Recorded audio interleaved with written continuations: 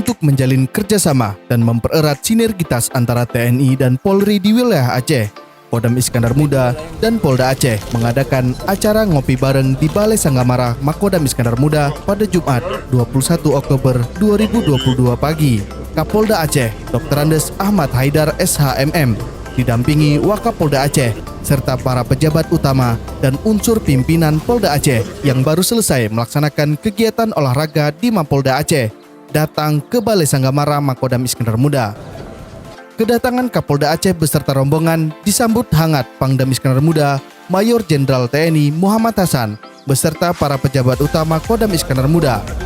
Lalu Kapolda Aceh dan Pangdam Iskandar Muda beserta para pejabat lanjut mengadakan acara santai dan ngopi bersama sambil menikmati suasana tepi sungai Kerung Aceh.